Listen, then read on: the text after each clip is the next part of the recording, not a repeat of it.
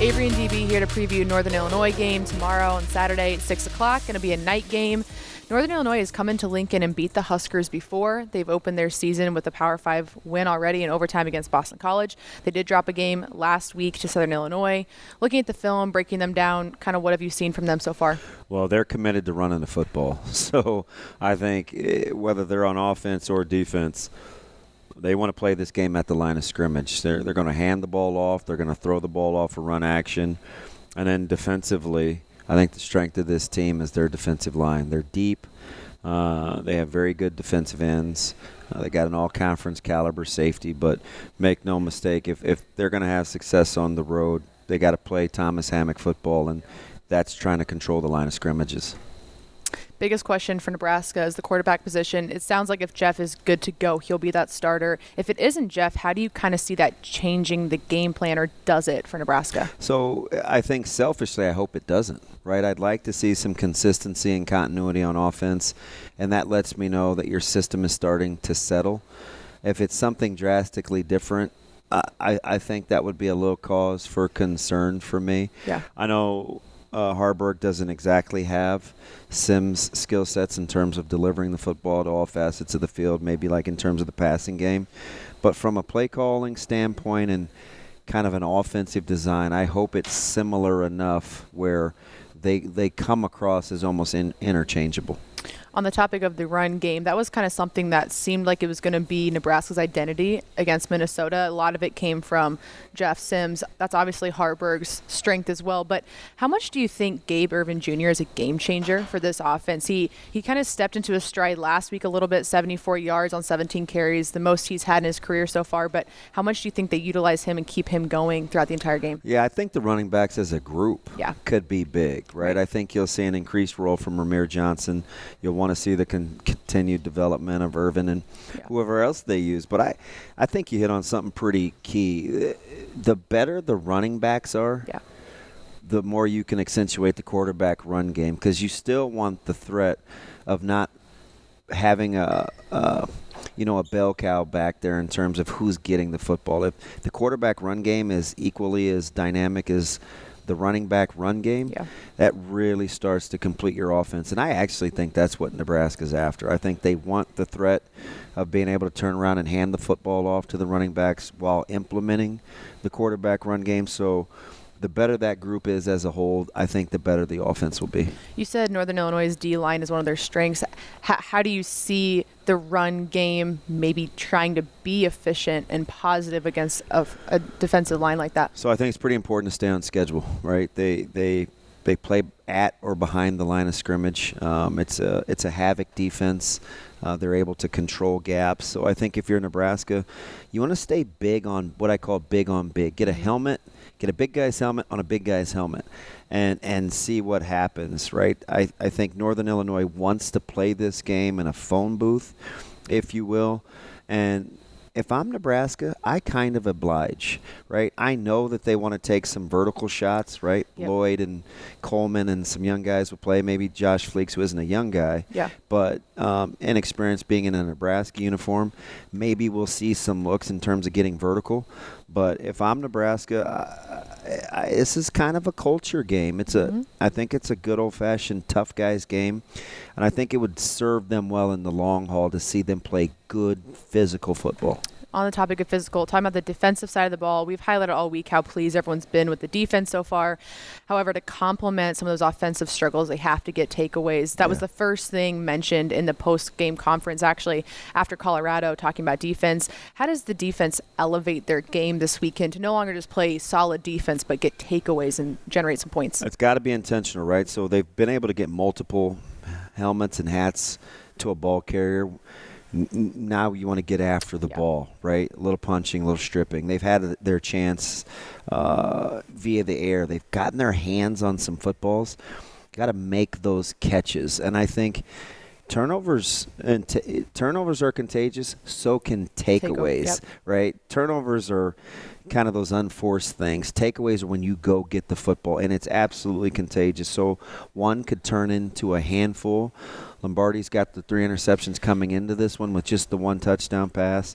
They've struggled a little bit trying to run the football with Ontario Brown. So I think Nebraska will be aggressive and come after Northern Illinois a little bit in terms of trying to get after that football. As we do every game, kind of summarized 2 to 3 keys for Nebraska specifically. Yeah, well, I always overlook the turnovers because I assume it's a given. Right. We got to start with turnovers though, right? If you're not gonna take it away, you can't give it up either. So I think that's first and foremost. Secondly, I think you have to get back to being able to win special teams. I think Colorado had the advantage in Boulder last week with special teams. That was a little surprising to me. So Nebraska's got to get back on track there. Put yourself in position to get some punt returns, punt the football better, and hopefully you get to kick off a little bit more where you get to utilize your special teams there too. So they've got to break even and win special teams. Then lastly, I think this for me is about think good, play well, right? Think good, right? It's this emotional roller coaster that they've been on with trying to learn how to win. Start with feeling pretty good about yourself because I think you can. Look at this as an opportunity to go 1-0. Not a burden, but an opportunity.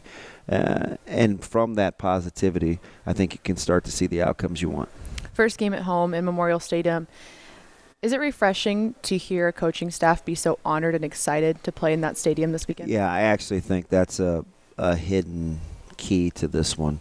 The fact that if it's truly model behavior and you're going off the coaches, which seems to be this team's MO so far with this culture building, they're generally excited and appreciative to wear that in and to come out to Memorial Stadium. It's a night game. It should be a very loud and energetic crowd. And I think they're looking forward to it. If the players can feed off that energy, like, man, look what an opportunity we have to go out here and play in front of 90,000, I think that'll work. I have one more question for you, but it made me think of what Johnny Rogers said last night. He said there's been a lot of noise around this program right now this past week. So we have a lot of opinions, but at the end of the day, it really doesn't matter what we think this coaching staff. It matters what the players think. And right now it seems like the players have a lot of respect and they look up to this coaching staff.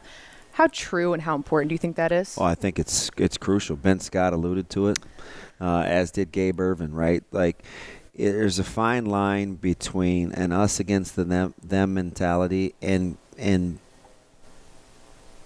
blackening or blanking out on the crowd noise from behind. So you want to embrace the fans because that energy and that vibe can be a strength, but you also have to have a good filter too, right? That auditory strainer, which allows you to parse through what's what. I think it's critical that these guys rally as a team for what their coaches represent, but understand full well, a lot of times what you hear can be the vocal minority, and that's just the cost of doing business. Yeah. It's part of it, but the players, you could tell, were a little keen on what's being said, and like I said, Ben Scott let you know early on Friday or Monday, kind of when he said, you guys can say what you want. And I bristled a little bit, but I understand it too, right? If this is about being authentic and addressing the elephant in the room, I don't have any problems with him saying that. But the more that they can focus in on what the coaches are doing, the better off they'll be. Last thing, on the note of having your first game in Memorial Stadium, Coach Rhule has talked so highly of it. You've had that experience before. What kind of emotions go into your first game at that stadium? And beyond that, I've always wanted to know, what's the first tunnel walk like as a player? Well, it's incredible, right? And it will be about controlling emotions, right? There's certain things that your body's going to do, and you're going to respond with the endorphins and all that other stuff, and already the anticipation of getting the opportunity to go get a win, but to channel it and to dial back in. You may feel yourself being a little more exhausted after the first couple of plays because of the energy that's released, and then your body will recalibrate.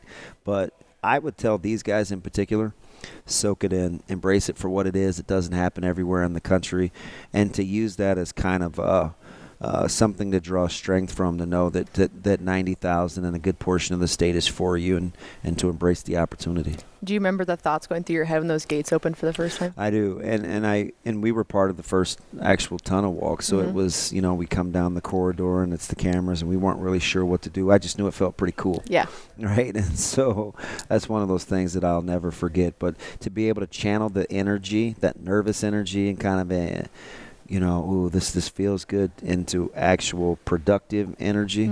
That's the key. Yeah, well, we'll see what they do on the field tomorrow.